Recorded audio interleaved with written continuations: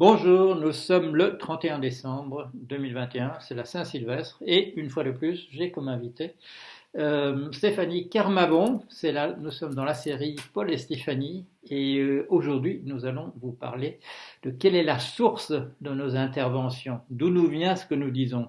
Et comme vous voyez, nous prenons les gestes barrières au sérieux, vu la situation, et c'est comme ça que nous allons vous parler. Voilà. Alors, Stéphanie, j'ai oublié de dire, c'est la huitième dans notre série. Ah oui.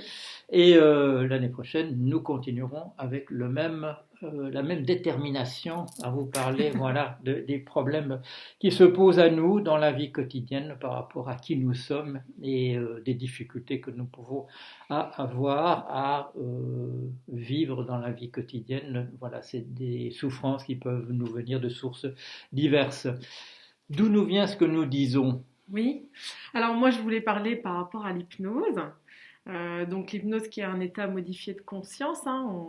Donc on peut atteindre cet état modifié de conscience par nous-mêmes, évidemment, hein, en apprenant l'auto-hypnose. Donc ça, c'est quelque chose aussi que je peux proposer. Et donc qui m'a beaucoup aidé à un moment donné. Et là, je voulais surtout vous parler d'une intervention qui, bon, ça fait partie en fait de vraiment du processus hypnotique que j'utilise. C'est le fait de couper des liens. Voilà. Parce que, comme on l'a vu dans les vidéos précédentes, il y a tout un tas de sources qui nous empêchent d'être nous-mêmes, voilà, qu'on a vu transgénérationnelles, qu'on nous donne, enfin, toute la souffrance qu'on a pu emmagasiner, parfois on nous l'a inculquée. Alors des fois complètement inconsciemment, enfin on s'en rend pas compte du tout. Des fois on le sait. Peu importe, mais il y a beaucoup de choses qu'on peut prendre qui nous appartient pas. Et donc, en permettant de couper le lien, donc évidemment, on ne coupe jamais les liens d'amour, ça c'est impossible. Par contre, on peut couper tout ce qui est attachement, tout ce qui est fausse croyance, tout ce qu'on a emmagasiné en nous qui nous appartient pas. Et donc, le fait de couper, bah, c'est très simple. La personne reprend tout ce qu'elle nous a inculqué en négatif. Elle reprend tout son négatif. Alors, ce qui est très drôle, c'est que j'ai plusieurs séances là qui me viennent en parlant. Et parfois, c'est carrément une déchetterie que la personne reprend.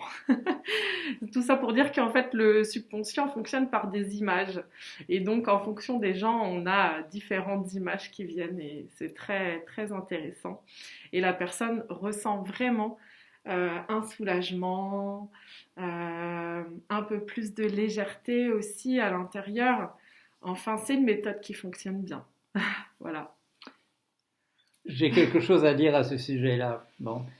Il ne m'était pas venu à l'idée de tester ta méthode. C'était pas, bon, ça me passait pas par la tête. Mais il y a eu l'autre jour, il s'est passé quelque chose dans ma propre vie qui m'a fait penser à ce que tu disais là, et je me suis dit, bah, Stéphanie, est-ce que je peux essayer avec toi? Et tu as utilisé cette méthode sur moi.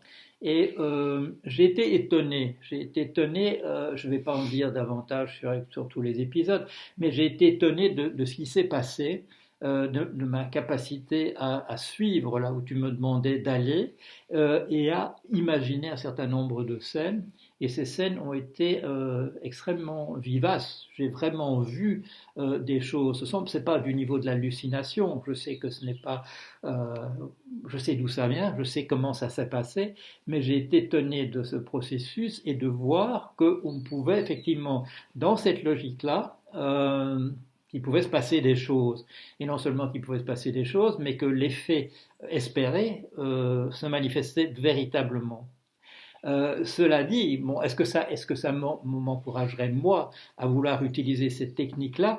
Pas nécessairement, malgré, je dirais, l'efficacité de ce que j'ai pu voir là, parce que avec la psychanalyse, on arrive à des résultats du même ordre. Il n'y a pas, je dirais, de valeur ajoutée qui m'impressionnerait au point que je me dis je change de technique, parce qu'il me semble qu'avec les mots, avec la technique de faire parler les gens et d'écouter et de produire une interprétation, se dire voilà ce que j'ai entendu que vous n'avez peut-être pas entendu dans ce que vous disiez vous-même, de nouer des fils qui étaient dénoués, ou au contraire de dénouer une pelote qui était devant nous et qu'il s'agissait, voilà, qui faisait un nœud qui était un nœud inextricable.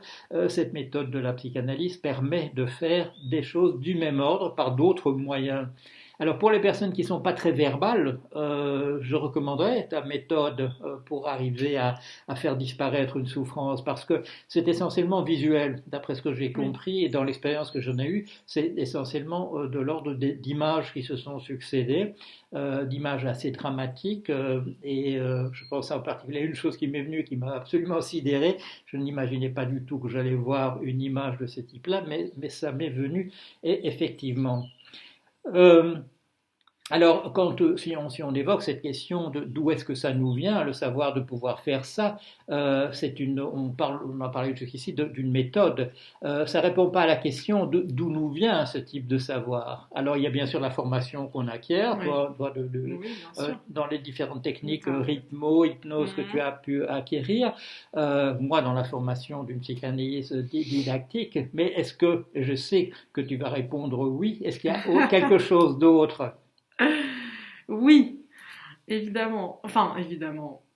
En tout cas, j'ai fait cette expérience en effet.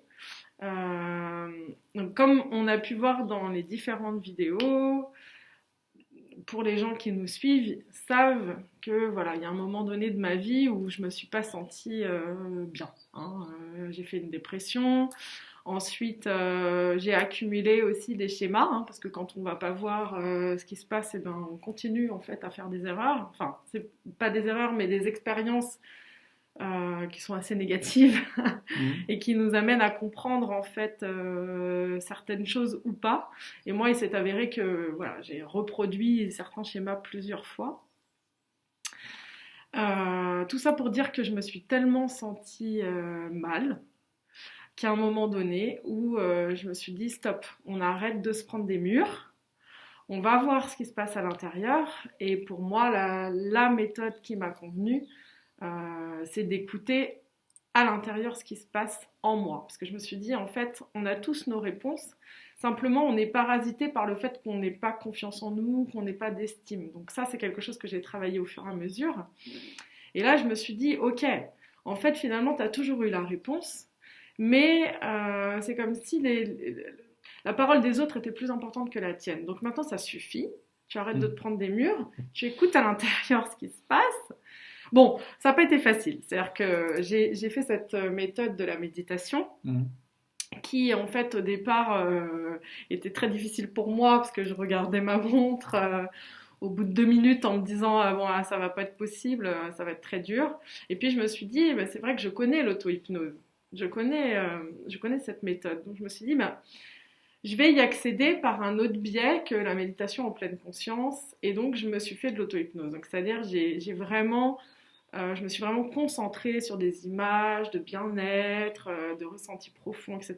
Et progressivement, avec la détermination de vouloir méditer tous les jours, d'avoir vraiment cette envie à l'intérieur d'aller écouter profondément ce qui se passe, je me suis dit, ok, on y va. Donc tous les jours, j'ai déterminé un temps pour faire cette méditation-là. Et progressivement, j'ai réussi jusqu'à même 3 quarts d'heure par jour. Formidable. Jusqu'au jour où... à l'époque qui est la nôtre. Oui, c'est ça, mais des fois, je mettais mon réveil avant d'aller travailler. Oui, c'était... Et donc, un jour... En étant complètement en état méditatif et en écoutant, j'ai entendu « La prochaine fois, tu écris ». Alors, d'où ça vient ? Je me suis posé la question, mais ça m'a intriguée et du coup, j'ai écrit. Et en fait, il s'avère que j'ai reçu une guidance.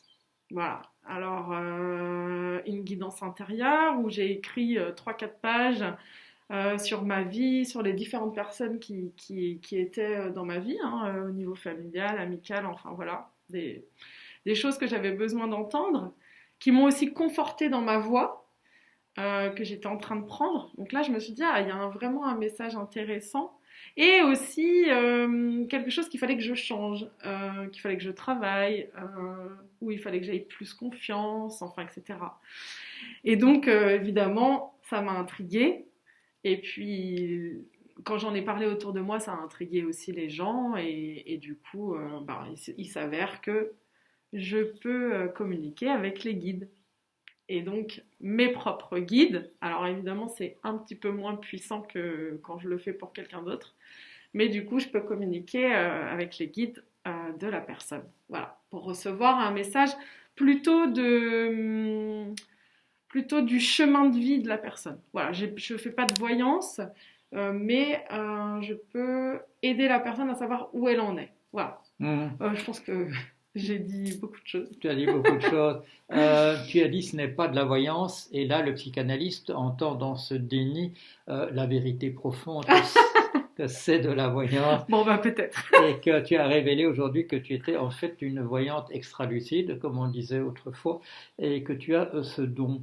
Alors, moi, dans ma perspective, je dirais scientiste, de personnes qui, voilà, la Saint Thomas, qui ne croient qu'à des choses qu'on peut mesurer par la physique, je ne te suis pas de ce côté-là, à cette exception près, une expérience que j'ai vécue en tant que psychanalyste et que je vais raconter parce que tu verras pourquoi il y a un doute de mon côté. Voilà, c'est donc une personne qui est en analyse et on avance, on va, on explore ces différentes voies. Il y a des choses qui apparaissent comme expliquant peut-être le symptôme de cette personne. Et il vient un moment où je lui dis, expliquez-moi donc davantage ce qui s'est passé quand vous êtes tombé dans l'eau. Bon. Et à ce moment-là, cette personne m'explique ce qui s'est passé à ce moment-là, le déchirement dans sa famille, toute une suite d'événements, et le nœud a été dénoué. C'est cela. Bon. Cela dit, je n'ai pas souvenir, moi, que cette personne m'ait jamais parlé de tomber dans l'eau durant l'analyse. Et je lui pose la question en disant, est-ce que nous avons parlé déjà de cela? Et cette personne me dit non, je n'ai jamais parlé de cet événement. Et si je lui ai posé la question, c'est que moi, je n'avais pas le souvenir non plus qu'il ait jamais parlé de cela. Et lui m'assure, alors je lui pose la question, est-ce qu'on a parlé de choses plus ou moins apparentées, des choses qui auraient pu me guider vers ça? Et la personne me dit non. Alors, j'en suis toujours là, c'est-à-dire que je ne sais pas pourquoi j'ai dit ça. Cette personne est de bonne foi quand elle me dit qu'elle n'a jamais parlé de quelque chose de cet ordre-là. Je suis de bonne foi quand je dis que je n'ai pas un souvenir quelconque qui m'ait parlé de quelque chose qui m'aurait guidé vers ça. Mais cette phrase m'est venue. Et dans ton schéma, on pourrait dire qu'il y a quelque chose, il y a une instance ailleurs. Qui nous guide. Qui a guidé. Parce que je ne peux pas. Si je dis c'est mon intuition, quand on parle de son intuition, on peut dire mon intuition a été guidée par tel ou tel facteur. Mais là, j'ai aucun élément pour dire que mon intuition a été guidée d'une manière ou d'une autre, ni l'analysant, ni moi n'avons produit quelque chose de cet ordre-là. Donc, j'ai un doute quant à la source de ce savoir-là, quand il est venu à ce moment-là. Je continuerai à chercher. Et j'espère trouver une explication à l'intérieur de mon propre schéma, parce que je ne suis pas prêt à passer directement de ce côté-là, malgré le doute qui s'est installé en moi. Alors, est-ce que ce don, est-ce que tu as toujours eu ce don, à ton avis? Alors non. Non? Non, parce que pour être en capacité d'entendre, il faut être aligné, je pense. Moi, j'avais pas suffisamment d'estime de moi-même. J'étais complètement déconnectée de mon moi intérieur profond, de la partie divine, enfin de la partie intérieure qui nous guide aussi, c'est-à-dire oui, le moi intérieur profond, je sais pas comment l'appeler, le moi supérieur, enfin je sais plus comment on dit ça, mais la partie en tout divine. cas j'étais complètement, oui. Qu'est-ce que tu as employé le mot? D'accord. J'étais complètement déconnectée, donc non. Par contre, effectivement, je pense qu'on peut, ça se développe. Et voilà. Tu crois que tout le monde a cela en soi, potentiellement? Oui. Moi, alors différemment, hein. Il y a des gens qui sont plutôt clairaudients, c'est d'ailleurs mon cas. Il y a des gens qui sont clairsentients, c'est-à-dire qui ressentent immédiatement si ce qu'on leur dit en face résonne, et ils vont avoir une espèce d'émotion qu'ils ressentent plus, qui vont les guider. Et il y a des clairvoyants aussi qui carrément voient des images, quoi. Donc oui, je pense qu'on peut vraiment développer des choses, déjà aller écouter à l'intérieur et puis développer une extrasensorialité, oui. Oui, je pense que oui. On a tous des dons. Alors, chers amis et chères amies, vous comprenez ce que nous faisons depuis le début, c'est-à-dire que nous confrontons des points de vue par rapport à quelque chose qui marche, c'est-à-dire que nous aidons les gens à sortir d'une souffrance qui est la leur.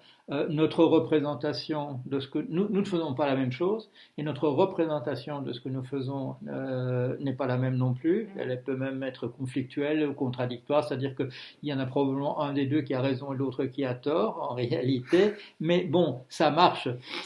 Et la question que nous avons en commun et les réponses que nous avons en commun, c'est qu'il y a là quelque chose derrière la conscience, en tout cas, qu'on appelle l'inconscient, le ça, le subconscient, quelque chose qui possède un savoir, qu'il y a en quelque sorte un trésor dans l'inconscient. Et tu ris parce que je le dis à dessein, parce que je sais que tu as appelé ton entreprise de thérapeute, je sais que tu l'as appelé Trésor Inconscient. Oui. Voilà. Oui.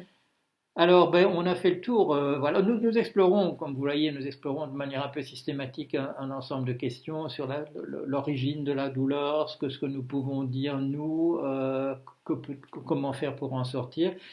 S'il nous vient encore d'autres idées de ce qu'on pourrait dire, nous vous reviendrons avec un épisode ultérieur. Tu veux encore dire quelque chose, Tania ? Moi, j'ai envie de dire que la psychanalyse peut être très complémentaire quand la personne n'a pas conscience en fait de son mal-être ou elle ne sait pas en fait d'où ça vient, dans le sens où quand même pour l'hypnose il faut avoir conscience de ce qu'on vient travailler.